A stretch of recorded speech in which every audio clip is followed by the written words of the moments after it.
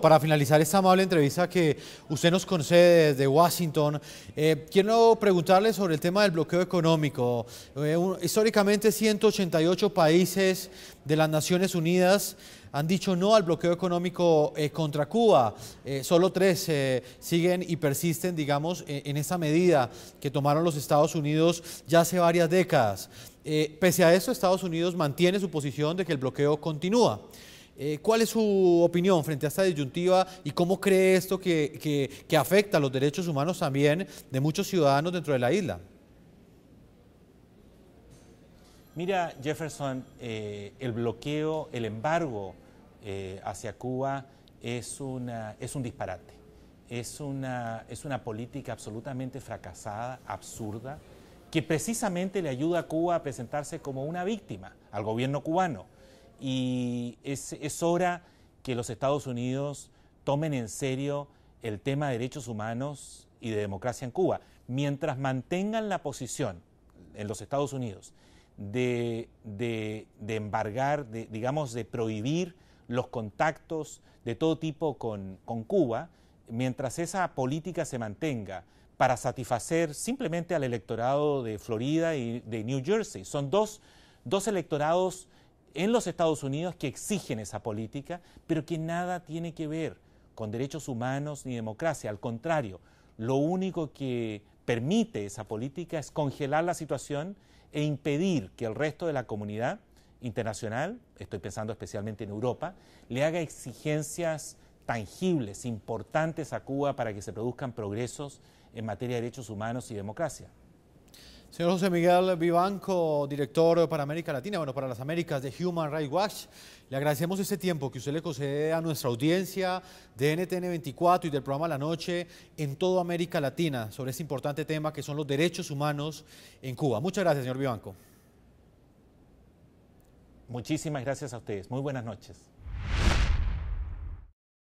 Señor John Suárez, en Miami, ¿usted cree, y para referirnos a esto último que estaba tratando el señor Vivanco, el hecho de que la comunidad internacional le esté dando un marco de impunidad a lo que está pasando en Cuba? Y se lo pregunto puesto que Cuba acaba de salir justamente del Consejo de Derechos Humanos de la ONU, del cual era miembro entre los países latinoamericanos, y ya usted lo veía, el señor Vivanco decía, no hay libertad de expresión, no existe el ejercicio de los derechos políticos, es un régimen totalitario. Entonces, ¿cómo entender esto?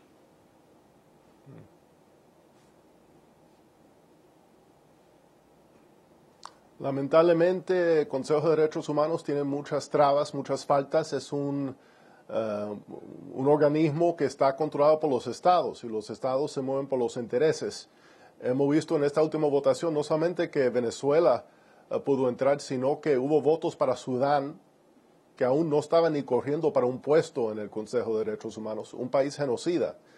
Es decir, es algo muy lamentable. Yo quería subrayar también que en el caso de Cuba hemos visto en los últimos 2 años varias muertes de líderes opositores, personas como Osvaldo Payá en un accidente de auto misterioso este año. El año pasado la muerte de Lara Pollán, dirigente del movimiento de las Damas de Blanco, que también murió bajo condiciones sospechosas, una enfermedad muy deprisa. También el caso de Juan Wilfredo Soto García, matado a golpes en un parque, tratando de ejercer su derecho de libertad de asociación. El caso de Orlando Zapata Tamayo, que murió en una huelga de hambre de más de 80 días en el 2010. Es decir, lo que hemos visto últimamente es un caso donde los derechos humanos en Cuba han empeorado. Señor Suárez, y como usted lo dice, son líderes políticos que representan a la oposición o a lo poco que podría quedar de oposición dentro de Cuba. Según las cifras que estábamos viendo, 5.625 personas han sido detenidas. Es una cifra que va en aumento comparado al año pasado. ¿Continuará entonces la política, por lo menos de la policía comunista, de seguir haciendo estas detenciones? ¿Cree usted que esto vaya en aumento o puede haber alguna esperanza para los cubanos?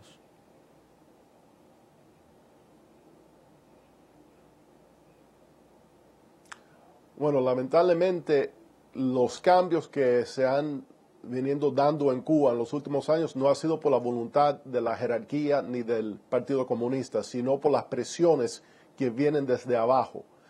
Y creo que eso va a seguir. Y hasta que no haya una voluntad de reprimir para mantenerse en el poder, cuando eso cese, vamos a ver un cambio hacia la democracia, hacia una transición en Cuba. El problema es que hay una gerontocracia que ha estado ahí 53 años, que tiene una voluntad de mantenerse en el poder. Es decir, la misma generación de Fidel Castro, Raúl Castro, Ramiro Valdés siguen en el poder, hombres que tienen más de 80 años aferrados a ese poder. Vamos a una pausa comercial, ya continuamos para seguir debatiendo nuestro tema de hoy, la nueva ola de represión que enfrentan los disidentes al régimen dictatorial de los hermanos Castro en Cuba.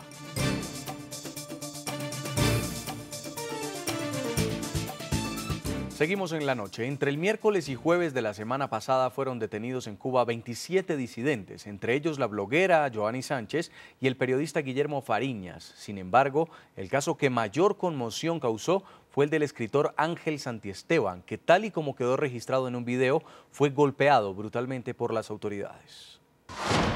Las detenciones masivas en Cuba no paran. Entre el miércoles y jueves de la semana anterior, la Policía Nacional Revolucionaria detuvo a 27 disidentes en La Habana y Camagüey. En medio de esta nueva oleada de represión fueron arrestados Yaremis Flores, abogada quien trabaja con grupos disidentes, la bloguera Joanny Sánchez y el psicólogo y periodista opositor Guillermo Fariñas, quienes fueron liberados posteriormente el viernes. Como testimonio de esta nueva ola de detenciones queda este video donde la bloguera Joanny Sánchez y el escritor Ángel Santiesteban fueron agredidos por la fuerza policial. Santiesteban fue quien se llevó la peor parte de la respuesta de las autoridades. En comunicación con el programa La Noche, el escritor relató cómo los policías se ensañaron contra él en el momento de su detención. Me golpearon por la nuca y yo le dije, ¿por qué me golpea, chicos? Si me tienen amarrado, que estoy con un abuso de tu parte. Entonces ahí ellos se molestaron y empezaron a golpearme ya más con saña, tan miserables. Las autoridades lo detuvieron acusándolo de desacato. Sin embargo, el único fin del escritor, según él, era averiguar sobre la situación de Antonio Rodiles, director de la organización independiente Estado de SAT, quien se encontraba preso desde el miércoles y del que sospechaban lo habían atacado durante su permanencia en la cárcel. Fuimos allí a reclamar ese pedazo de nosotros que estaba allí adentro justamente y que sospechábamos que lo habían golpeado miserablemente, y como ya se sabe, la familia lo vio y tiene hematomas en los ojos, y tiene hematomas en el cuerpo, tiene quemaduras en los brazos, lo arrastraron por el piso. Esta no es la primera vez que Santiesteban es víctima de hostigamientos por parte del régimen. El escritor, que a través de su blog Los hijos que nadie quiso, cuenta su verdad sobre un régimen en decadencia. También denunció cómo ha sido hostigado durante estos 3 años y acusado, además, de varios crímenes, entre ellos violación y robo. Fue acusado de violador de mujeres, que es lo más absurdo, que da vergüenza repetirlo, pero acusado de haber ladrón, así, van toda la semana igual.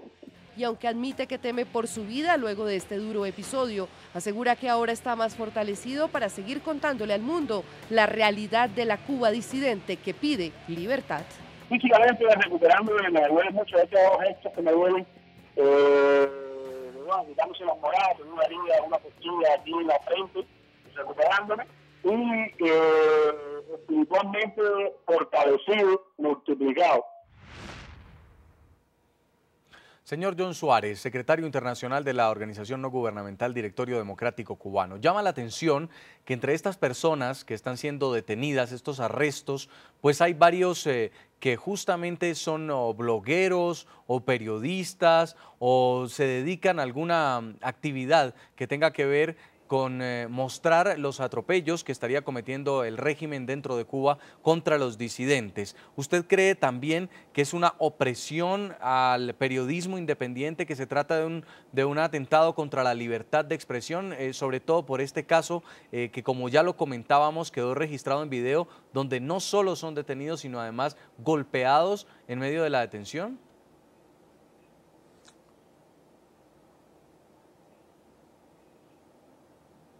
Claro que sí, y no solamente en los hechos, sino también en el Código Penal. Hay una ley de propaganda enemiga, hay leyes en contra de una prensa independiente. La dictadura solamente reconoce la prensa oficial. Fuera de eso, caes en problemas. A pesar de eso, hay dentro de la sociedad civil independiente los blogueros, periodistas independientes que vienen desde los 90 haciendo un trabajo muy importante de dar a conocer la verdad de lo que está ocurriendo dentro de Cuba. Lo hemos visto más recientemente en el caso de, cuando hubo brotes de dengue, también ahora de cólera, se llegó a saber inicialmente por la prensa independiente y después, mucho más tarde, fue la prensa oficial que reportó sobre esos hechos.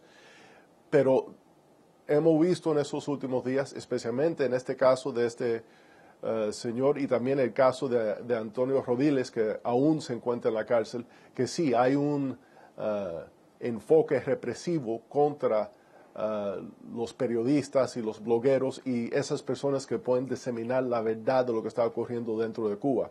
También quería señalar que ayer, el 13 de noviembre, en Placetas, hubo otra manifestación de activistas liderado por Jorge García Pérez Antúnez, que aún está detenido hoy después de ser arrestado ayer. Es decir, no es solamente en La Habana, pero también en el interior del país que esta represión se está sintiendo dentro del pueblo.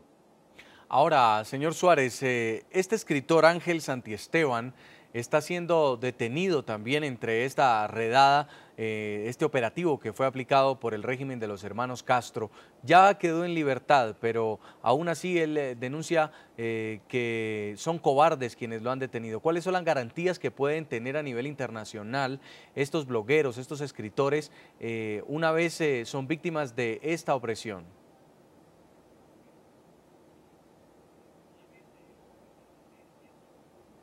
Bueno, primero, a nivel nacional no tienen garantías porque el sistema judicial dentro de Cuba está sujeto a la dictadura y es una arma política de ese sistema. Entonces tiene que recurrir a la comunidad internacional, que lamentablemente está muy limitado, pero hay tres áreas donde pueden recurrir. Uno, a las ONGs como Human Rights Watch, Amnistía Internacional, nosotros que buscamos esos datos para dar a conocer esa verdad a nivel internacional y por medios de comunicación como este. Segundo, siendo que estamos en el hemisferio de América, en la Comisión Interamericana de Derechos Humanos se pueden pedir una medida cautelar si temen por la vida, la seguridad, la libertad de estas personas. También se puede hacer un caso a fondo si es algo mucho más fuerte, como se ha llevado a cabo un caso como el caso de los 75 en el 2003, la Comisión Interamericana pudo hacer un reporte muy detallado sobre los hechos. Por el otro lado, tenemos el Consejo de Derechos Humanos y, más importante, los especialistas en materia de los derechos humanos que tratan con la detención arbitraria y la libertad de expresión, la libertad de prensa y que estudian lo que están pasando en estos países. Y estos activistas dentro de Cuba pueden recurrir a esos espacios, a esos organismos para buscar un poco de justicia.